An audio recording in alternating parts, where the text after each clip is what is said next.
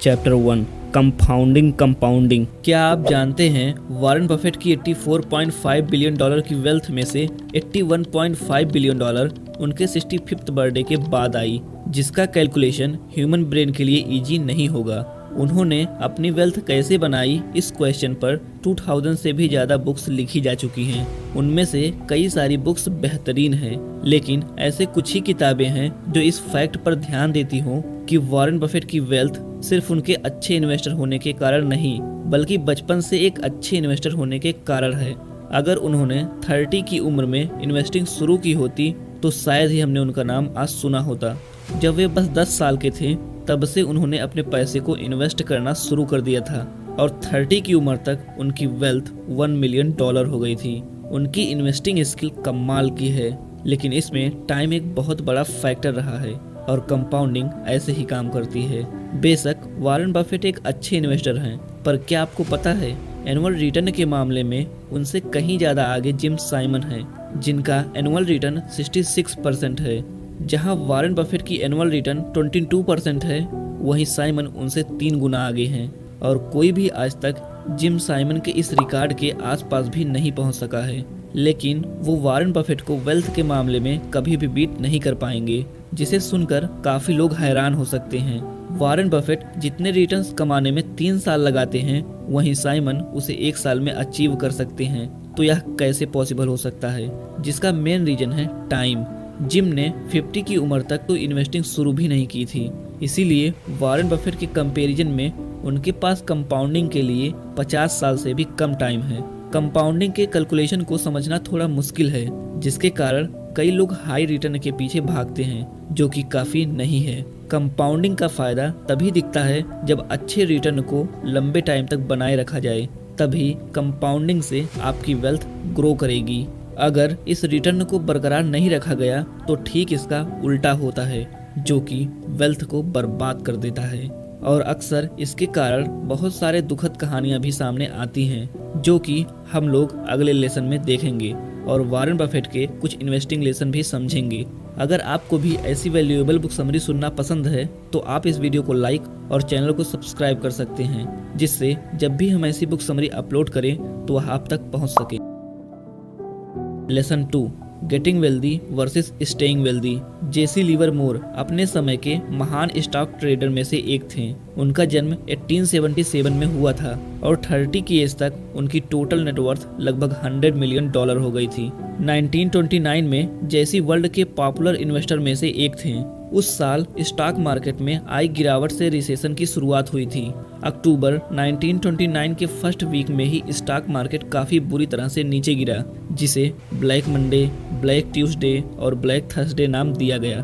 29 अक्टूबर की शाम जेसी की पत्नी और माँ काफ़ी डरी हुई थी, क्योंकि सुसाइड केसेस की खबर लगातार पहुँच रही थी।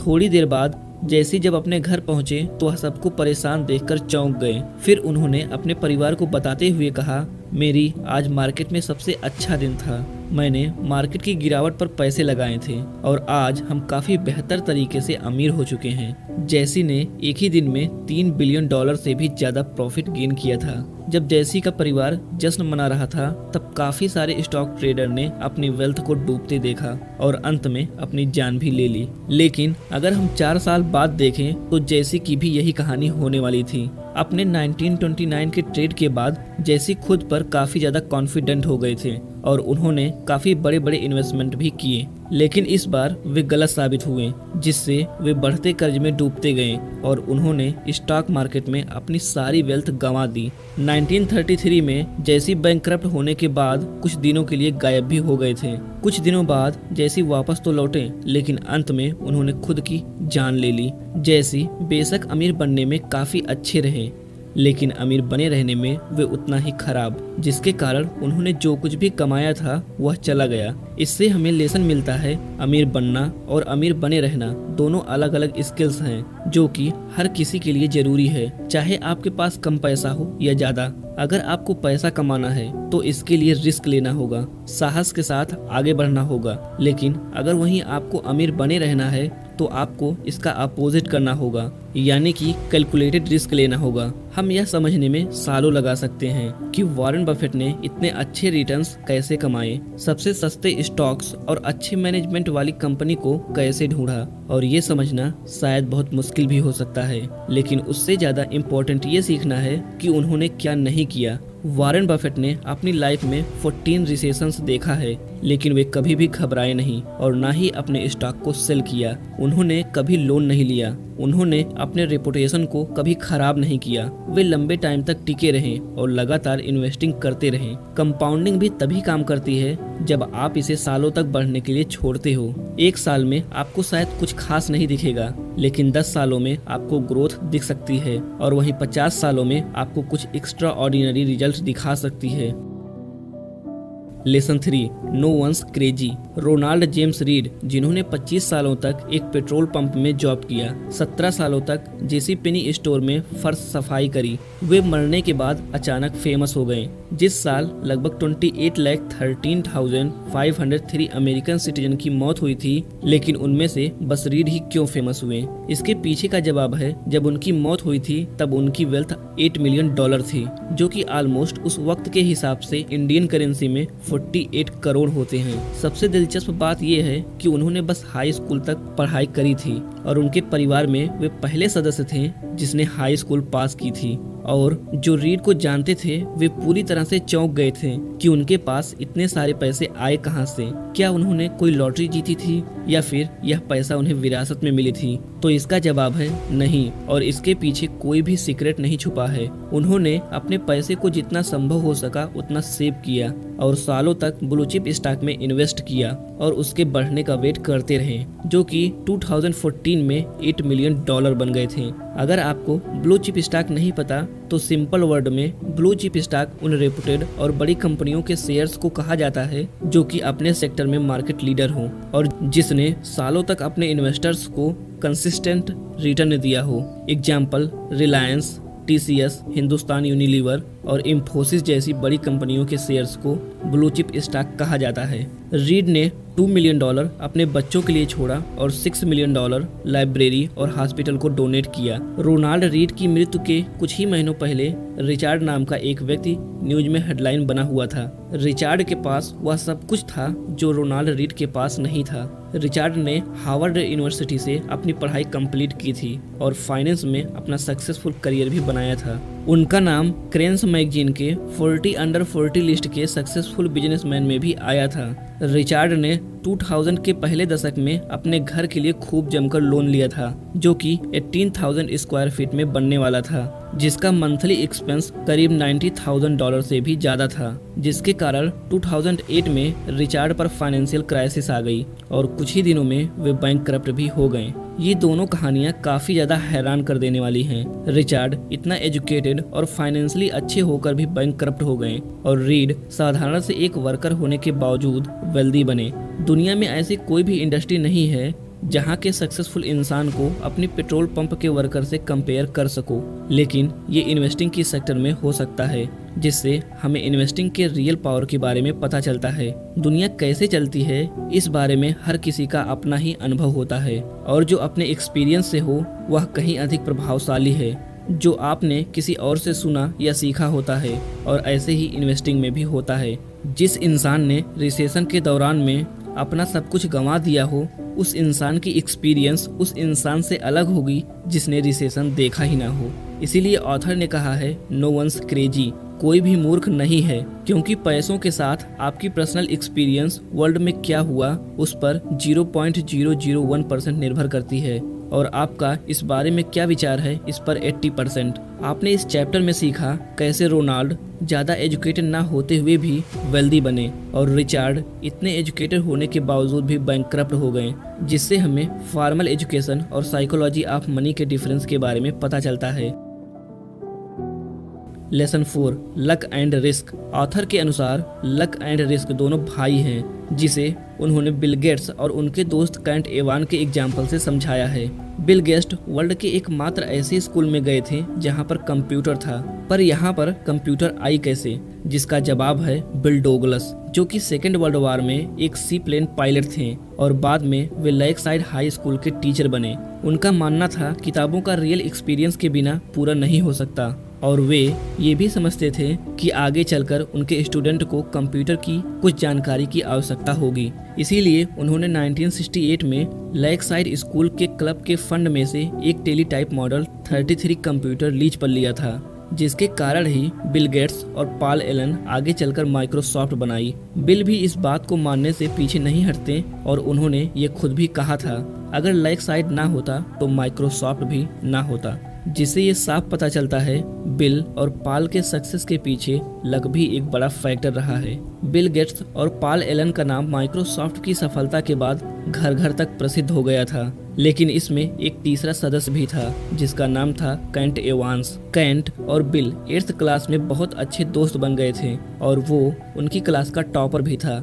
कैंट एवांस कंप्यूटर में उतना ही अच्छा था जितना कि बिल गेट्स और पॉल एलन। बिल और कैंट इतने अच्छे दोस्त थे कि वो हमेशा डिसाइड करते रहते थे कि उन्हें बड़ा होकर क्या बनना है। वे चाहे जो भी बनते, लेकिन वे जानते थे कि वे जो भी करेंगे साथ में करेंगे, लेकिन ऐसा हो नहीं पाया। हाई स्कूल पास करने से पहले ही कैंट की एक माउंटेनियरिंग एक्सीडेंट में मृत्यु हो गई थी। दोनों एक जैसे थे, लेकिन एक को लक मिला और दूसरे को रिस्क। ऐसे ही लाइफ में बहुत सारे रिजल्ट्स आप डिसाइड नहीं कर सकते, क्योंकि ये ह्यूमन कंट्रोल के बियॉन्ड है। अगर आप 100% एफर्ट भी लगा दें तो हो सकता है तब भी आपको 100% रिजल्ट ना मिले। ऐसे ही हर इंसान की फाइनेंशियल कंडीशन भी अलग अलग होती है, जो कि उनके लक फैक्टर पे भी डिपेंड करता है। इसीलिए हमें किसी की कंडीशन पर मजाक नहीं उड़ाना चाहिए, क्योंकि कुछ चीजें ह्यूमन कंट्रोल के बियॉन्ड होती हैं। बिल गेट्स ने कहा है, success is a lousy teacher, it seduces smart people into thinking the can't lose. यानी कि सक्सेस एक घटिया टीचर है जो कि स्मार्ट लोगों को यह सोचने के लिए प्रेरित करता है वे कभी हार नहीं सकते, जो कि सच है, क्योंकि कुछ लोग सक्सेस पा लेने के बाद समझते हैं कि वे कभी हार नहीं सकते, लेकिन शायद उन्हें पता नहीं होता है कि सक्सेस उन्हें लक के कारण मिली है, जिसका भाई है रिस्क, जो कि उनकी कहानी को कभी भी पलट सकता है। Lesson 5, never enough. हमारे समाज में बहुत सारे वेल्दी और पावरफुल लोग शामिल हैं, जिसके चलते आज एनफ वेल्थ की कोई भी लिमिट नहीं बची है। जो कितना डेंजर हो सकता है वो हम इस स्टोरी से समझ सकते हैं। यह कहानी है रजत गुप्ता की। रजत गुप्ता का जन्म कोलकाता में हुआ था। वे बचपन में ही अनाथ हो गए थे, लेकिन उन्होंने जो अचीव किया वह बहुतों के लिए अनबिलीवेबल हो सकता है। रजत आगे चलकर 45 की उम्र में मैकेंसी के CEO बने, जो कि वर्ल्ड की नंबर 1 ग्लोबल कंसल्टिंग फर्म है। 2008 में उनकी नेटवर्थ अराउंड $100 मिलियन थी। इतनी वेल्थ एक अच्छी लाइफ स्टाइल के लिए काफी है। इतने वेल्थ पर अगर उन्हें 5% एनुअल रिटर्न भी मिले तो ये $600 पर आवर होते हैं, जो कि एक हाई क्लास लाइफ स्टाइल के लिए काफी होते हैं। लेकिन उन्हें बिलियनर बनना था और वे हर हाल में इसे पाना चाहते थे। रजत गोल्डमैन सैक के बोर्ड ऑफ डायरेक्टर में से एक थे। 2008 में जब गोल्डमैन सैक फाइनेंशियल क्राइसिस में था, तब वॉरेन बफेट ने इसे बचाने के लिए इसमें $5 मिलियन इन्वेस्ट करने का डिसीजन लिया था, और बोर्ड मेंबर होने के कारण रजत को इसकी खबर लोगों से पहले मिल गई थी। इस डील के पता चलने के बाद रजत ने एक हेज फंड मैनेजर जिसका नाम था राज राजा रत्नम उसे कॉल किया, और राज ने गोल्डमैन सैक के 1,75,000 शेयर्स खरीद लिया। कुछ ही घंटों बाद जब वॉरेन बफेट की इस डील की न्यूज बाहर आई, तभी गोल्डमैन सैक के स्टॉक प्राइस में उछाल आ गई और राज ने $1 मिलियन कमा लिए। इस इनसाइडर ट्रेडिंग के कारण राज और रजत गुप्ता दोनों को जेल जाना पड़ा और उन दोनों की रेपुटेशन और करियर हमेशा के लिए बर्बाद हो गई। रजत की और अधिक पाने की इच्छा ने उसे पूरी तरह से बर्बाद कर दिया। असल में अधिक पाने की इच्छा का कोई मतलब नहीं होता है, क्योंकि और अधिक पा लेने के बाद आप फिर से और अधिक पाना चाहोगे, जो कि शायद कभी खत्म ही ना हो पाए। आपके लिए एनफ वेल्थ की क्या डिफिनेशन है आपको खुद समझना होगा, और जिन चीजों से आपकी reputation, freedom, family, friends, love और हैप्पीनेस को नुकसान हो सकता है, वैसे रिस्क लेना बंद कर दें। Lesson 6, freedom. ऑथर जब कॉलेज में थे वे एक इन्वेस्टमेंट बैंकर बनना चाहते थे, जिसका कारण सिर्फ एक था, इन्वेस्टमेंट बैंकर पैसे बहुत कमाते हैं और यही उनकी इंस्पिरेशन भी थी। उन्हें 100% विश्वास भी था कि अगर वह इन्वेस्टमेंट बैंकर बन गए तो वे लाइफ में बहुत खुश रहेंगे। और कॉलेज के दौरान ही उनकी लॉस एंजलिस में एक इन्वेस्टमेंट बैंक के द्वारा इंटर्नशिप भी मिल जाती है, जिससे मानो कि उनकी करियर में लॉटरी ही लग गई हो, क्योंकि ये तो वो हमेशा से ही बनना चाहते थे। इंटर्नशिप ज्वाइन करने के बाद वे पहले ही दिन से जान गए थे कि इन्वेस्टमेंट बैंकर इतने पैसे कैसे कमाते हैं, लेकिन उन्होंने साथ में ये भी जाना कि इस प्रोफेशन में उन्हें बहुत लंबे समय तक काम भी करना पड़ता है, जो कि शायद ही कई इंसान झेल पाए। जहां आधी रात से पहले घर जाना एक लग्जरी माना जाता था और वहां एक कहावत भी थी, if you don't come to work on Saturday don't bother coming back on Sunday. यानी कि अगर आप सैटरडे को नहीं आते हैं तो आपको संडे को भी आने की जरूरत नहीं है।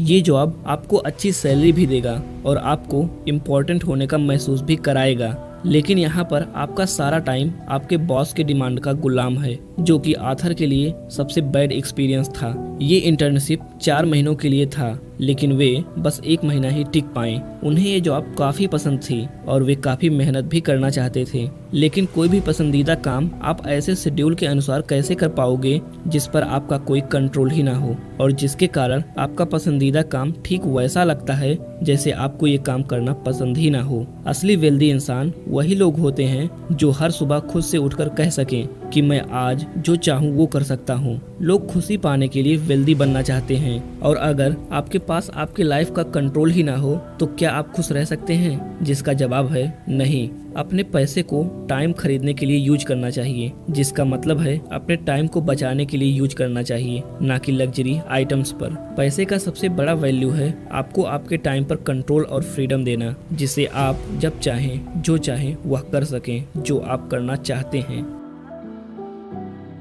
Lesson 7, man in the car paradox. बहुत से लोग सोचते हैं अगर वे अमीर देखेंगे तो लोग उनकी बहुत ज्यादा रिस्पेक्ट करेंगे, जो कि पूरी तरह से सही नहीं है। चलिए इसे एक प्रैक्टिकल रियल लाइफ एग्जांपल से समझते हैं। क्या आपने कोई लग्जरी कार देखी है? या मान लीजिए वो कार यही है जिसका ऑनर इसको ड्राइव कर रहा है। इसे देखने के बाद आप सबसे पहले क्या बोलेंगे? शायद आप कहेंगे वाह क्या कार है, मैं भी इसे एक दिन लूंगा। ना कि हम ये कहेंगे कि वाओ क्या इंसान है। हम उस महंगी चीज की तारीफ करते हैं, ना कि उसको खरीदने वाले इंसान की, जिससे साफ समझ आता है कि आपकी महंगी चीजों से आपकी रेपुटेशन नहीं बढ़ती। लोग हमेशा तारीफ और रिस्पेक्ट बढ़ाने के लिए महंगी चीजों पर अपने कमाए हुए पैसे को बर्बाद करते हैं, जिसे शायद ही किसी को फर्क पड़ता है। और जिस रिस्पेक्ट के लिए लोग पैसे उड़ाते हैं वह तो बस उन्हें विनम्र और दयावान रहकर भी मिल सकता है। Lesson 8, wealth is what you don't see. अगर आप फरारी या लंबोर्गिनी जैसे स्पोर्ट्स कार के ऑनर को देखें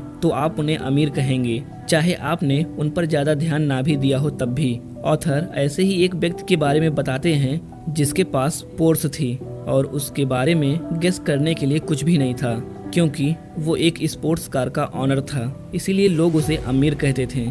लेकिन एक दिन वो पुरानी कार में आया और फिर वो उसी कार में दिखने लगा, जिसे देखकर ऑथर ने उससे पूछ लिया तुम्हारी पोर्स को क्या हुआ। फिर उसने बताया कार लोन ना चुकाने के चलते उसके कार को जब्त कर लिया गया है, जिससे पता चलता है आप कभी भी किसी की असली वेल्थ उस इंसान को देखकर नहीं पता लगा सकते, क्योंकि रियल वेल्थ तो वो होती है जिसे उस इंसान ने खर्च ही ना किया हो। हम हमेशा जो देखते हैं उसके अनुसार उस इंसान के वेल्थ का कैलकुलेशन लगा लेते हैं, जैसे कि उनकी स्पोर्ट्स कार, उनका घर, उनकी लग्जरी वाली इंस्टाग्राम पोस्ट, लेकिन हम उनके EMI को नहीं देखते हैं, हम उनके जॉब से होने वाले स्ट्रेस को नहीं देखते। और असल में देखा जाए तो यह वेल्थ नहीं, ये उस इंसान की लाइबिलिटीज या एक्सपेंसेस है जो उन्होंने अपनी लग्जीरियस में खर्च कर दिया।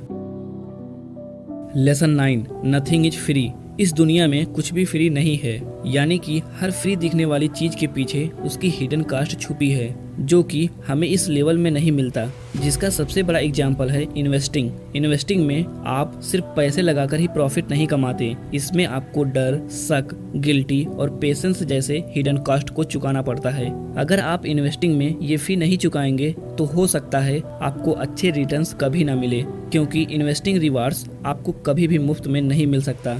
बड़े रिवार्ड्स के लिए अनसर्टेनिटी और वोलाटिलिटी जैसे कॉस्ट को चुकाना पड़ता है, और अगर आप इस कॉस्ट को जुर्माना समझेंगे तो आप कंपाउंडिंग के जादू को कभी भी नहीं देख पाएंगे। Important lesson of psychology of money. First, less ego more wealth, यानी कि अगर आप दिखावे के लिए लग्जरी पर पैसे खर्च करेंगे तो आपके पास लग्जरी तो रहेगी लेकिन आपकी वेल्थ उतनी ही कम हो जाएगी, जिसका मतलब है आप जितना कम अहंकार करेंगे उतना ही ज़्यादा आप वेल्दी बनेंगे।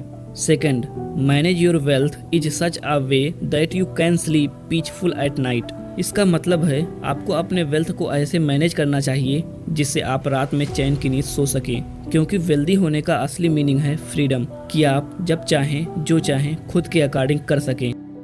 Third, humanity when all is well and forgiveness when all is bad, यानी कि सब अच्छा होने पर विनम्र रहना और खराब होने पर उसे माफ करना, जो कि हमने लक एंड रिस्क चैप्टर में देखा था कैसे कोई डिसीजन ह्यूमन के बियॉन्ड है जो कि हमारे लक फैक्टर पे भी डिपेंड करता है। If you want to become a good investor then single most powerful thing you can do is increase your time, यानी कि अगर आप एक अच्छा इन्वेस्टर बनना चाहते हैं तो सबसे शक्तिशाली चीज जो आप कर सकते हैं वह अपने टाइम को बढ़ाना, जैसा कि हमने कंपाउंडिंग लेसन में देखा था कैसे वॉरेन बफेट ने लंबे टाइम तक इन्वेस्टेड रहकर अपने वेल्थ को कंपाउंड किया। Fifth, show off less and be a nicer person, यानी कि दिखावा कम करें और अच्छे इंसान बने, क्योंकि हम तो बस लोगों से रिस्पेक्ट और एप्रिसिएशन चाहते हैं जो कि हमें अच्छे इंसान बनने से मिल जाएगा और उसके लिए लग्जरी और स्पोर्ट्स कार की ज़रूरत कभी नहीं पड़ती। 6, use money to gain control over your time,